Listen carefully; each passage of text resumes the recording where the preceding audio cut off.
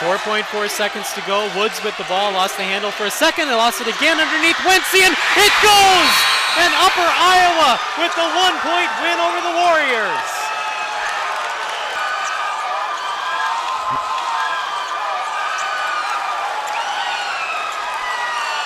This crowd is stunned as Upper Iowa wins 64-63. Tucker Wensian with the layup underneath. He ends the game with 17 points to lead all scorers. And Upper Iowa does it again. They won against the Warriors in Fayette last year, and they take one here on the Warrior home court at McCowan Gymnasium, 64-63. We'll take a break here on HBC TV 25. Back with the Ultra Federal Credit Union postgame show right after this. One more foul shot for Zager. Zager misses. Rebound by Rayo. A three-pointer is good in the corner. Miller with the three. Xavier Humphrey will inbound. Clayton Vetty on this side of the half-court line. Now to Tucker. Tucker will dribble up. Last second shot for Tucker is good! Anthony Tucker wins it for the Warriors!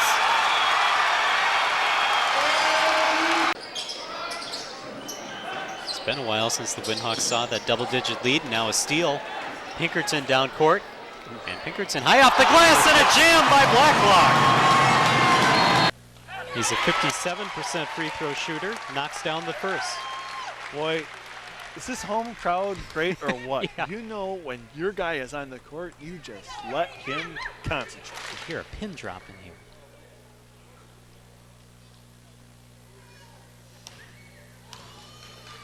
Robinson for birdie. Knocks down both free throws and a timeout called on the floor.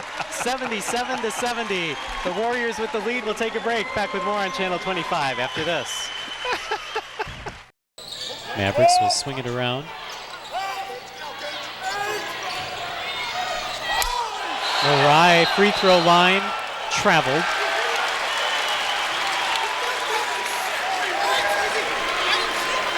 Matt Margenthaler, the head coach for Minnesota State, incensed that there wasn't a foul called before the travel. Using some words we can't use on the air. Right. Otherwise, we'd have to pay a pretty big fine to the FCC.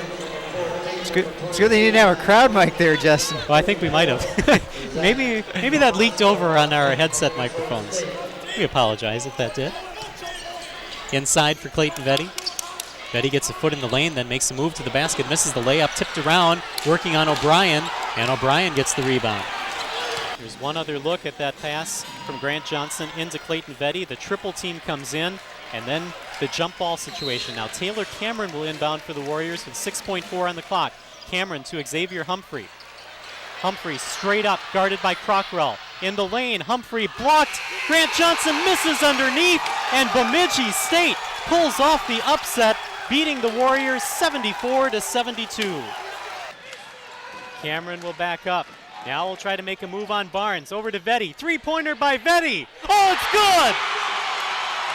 29 for Clayton Vetty. That shouldn't surprise anyone the way he's been playing tonight. Tramel Barnes driving in, stripped, out of bounds. Warrior basketball.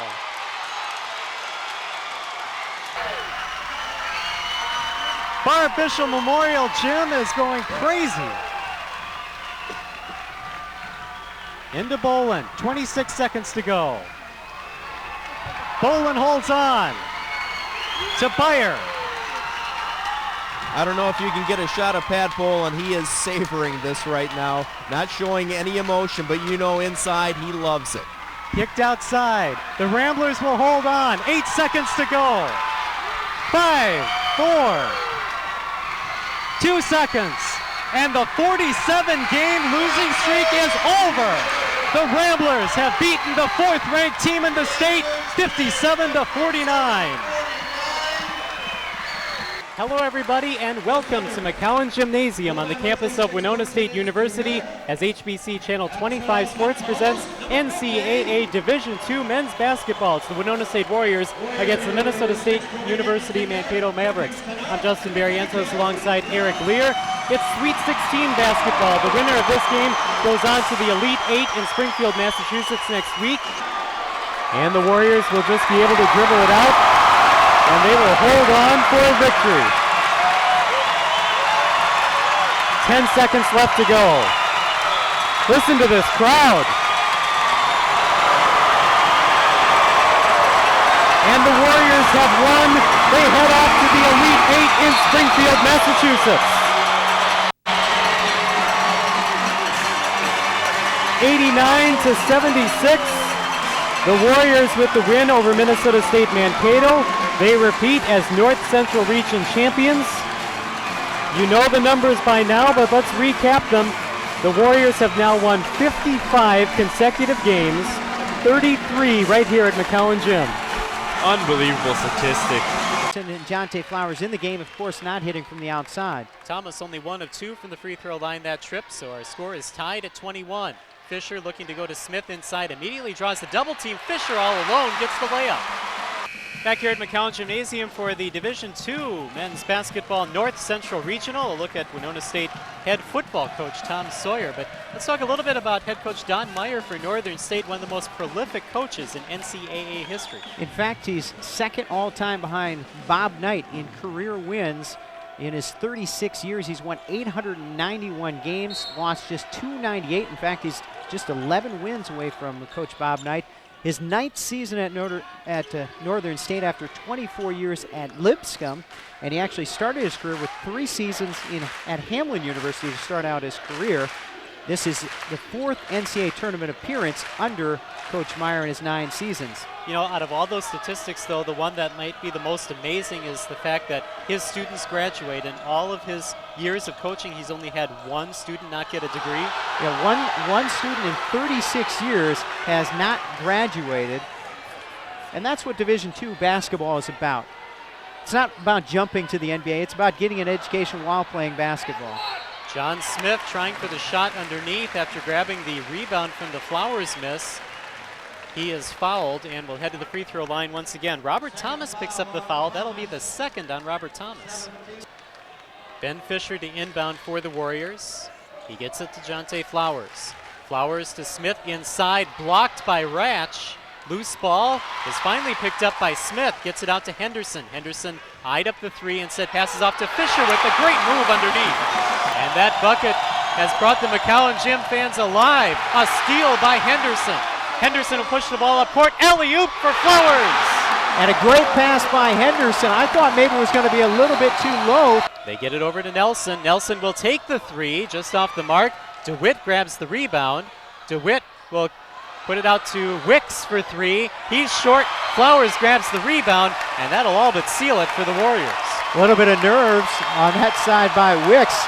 A miss by Robinson. Last second 3 by Craig Nelson. The game is over. The Warriors win 68-60, and they will head to Springfield, Massachusetts, and the Elite 8. Crockrell to inbound. He gets it back from Edwards. Crockrell down the court. Crockrell gives it off to Edwards for 3. It doesn't go. Rebound by Polkert. Time expires, and the Warriors win 70-67. Back to Friesleben, open 3, and that ties the school record of 8 3-pointers. Anna Wirtz did it against Minnesota State January 9th, 2010, and now tied up by Becca Friesleben. Tobin back to Connor Nagel. Friesleben, she'll put up the 3, and that one's good. 31 for Friesleben, a new school record, and a timeout called. 9th 3-pointer for Becca Friesleben, and she gets congratulations from her teammates as they know that she has just set a school record, ties her career best with 31 points. Andrus looking to inbound, finds Gigler, and time will expire as the Warriors come away with a 65-56 win over Northern State to improve to 10-1 on the season, 6-1 in the conference. And congratulations to head coach Scott Ballard He picks up his 100th win as the head coach here at Winona State, and that is certainly a rarity. He now has 100 victories at 3 different schools. He's just one of 4 coaches in Division II history with at least 350 wins and 100 victories at 3 different schools. By the way, prior to that miss by Early, she had been 5 of 5 from the free throw line. Now Steffley with another chance, and Steffley 6 of 6 from the free throw line. 14 points overall. She's tied for the game lead with Rothenbuehler. Now a steal by Octavia Brown. Brown down the court. Puts one up, misses. Steffley with the second chance. And the Cardinals lead by 5. 6:43 left to go in this one. 18-point lead for the Mavericks. Katie Wolf over to Tessa Wells. To Friesleben. Friesleben through the lane to Wells. Nice move by Wells to the basket. Puts up a shot, almost fell. Tipped by Andrist to Wolf. Friesleben for 3. A Betty Jo's 3. 21 on the night for Friesleben. And a timeout called by the Warriors. 6:18 to go. A 15-point lead for the Mavericks. You're watching Warrior basketball here on HBC TV 25. Talked a little about Katie Toshny. If you look, she has some tape on her left hand, her non-shooting hand. She actually dislocated her pinky finger in the game against Winona State yesterday, but stayed in the game, and of course getting the start tonight. Steffen over to McDonald, top of the key. 3 seconds to shoot. Steffen knocks it down to avoid a shot clock violation. 19 for Steffen. Can you say senior leadership? We've seen it all. Steffen, we've seen it from Homewood, we've seen it from Majerowitz, we've seen it from Gigler. All 4 seniors are just stepping it up. Homewood called for the foul, her first team, 8th. Brown with the bucket and a chance at a 3-point play. You have seniors on this team that are hungry. Oh. You have Molly Anderson, who was the first recruit by Scott Ballard. Came in when this team had only won 3 games the previous year. Wanted to come to Winona State because she wanted to build a champion. And so you have somebody like that really wants to win here tonight, really wants to keep playing here at McCowan Gym. 30-28, the Cotter Ramblers lead now at 14:29 left to go in the half. I got to give my man credit. Off the air, we were talking, and he says, Pat Bolin knows how to make changes at halftime. I know that. You know that. Yeah. Now they've showed everybody here at the tournament the fact that right now they've gone on a 10-0 run here to start the second half. What I had said was I was just listening in to the conversations that they were having during the timeouts, and just the way that Pat Bolin was picking apart what Mount Horeb was doing in that first half. You knew that the changes would be made during halftime. All right, well, the Dragons do have 1 timeout remaining. The Warriors are out of their timeouts. 7.3 to go. Molly Anderson will inbound for the Warriors. Anderson finding Wirtz. Wirtz top of the key, trying to make a move. Backs up, takes the shot and hits it. So look at Afton Glander. The career high after that last 3, and as Jack said, there's 10 points now for Michelle McDonald. 4 of 4 from the free throw line is McDonald.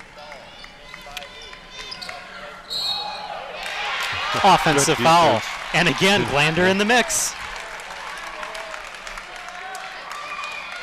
Foul is on Hayes, her second, 10th team foul. And Glander having probably the best game of her Warrior career. We talked about the scoring, but that's 2 offensive fouls that she's drawn on Augustana. Well, I don't know if it's quite Willis Reed returning to the New York Knicks lineup a few decades ago, but Clayton Vetty has checked back into this Warrior lineup. As you said, Dean, the Warriors down by 6 when he went out with an injury. He returns with the Warriors up by 1. Now, both of the players that we were talking about on the court at the same time for Adams State. Osborne and Beal. Little floater missed by Hanslick. And then a jam from Osborne. From down under. Nah. Oh, God. Well, at least now you can say you talked about a dunk by a guy from Tasmania.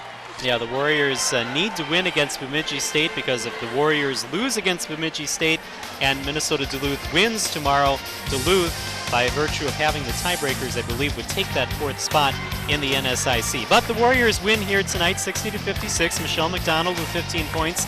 Natalie Gigler with 14, Mariana Dulas off the bench with 12, and Katie Wolf with 11 to lead the way. For Minnesota Duluth, it was Shelley Stemper who had 18, and Katrina Newman with 15. The Warriors improved to 13-8 in the NSIC, 17-8 overall with the win. And again, they will play Bemidji State tomorrow night here at McCown Gymnasium, a 5 o'clock tip-off to ice the 4th spot in the NSIC. What an exciting game for Dean Beckman and our entire HBC crew. I'm Justin Barrientos. Stay tuned. The Warrior men and the Bulldog men will do battle at approximately 8 o'clock. That's coming up here on HBC Channel 25.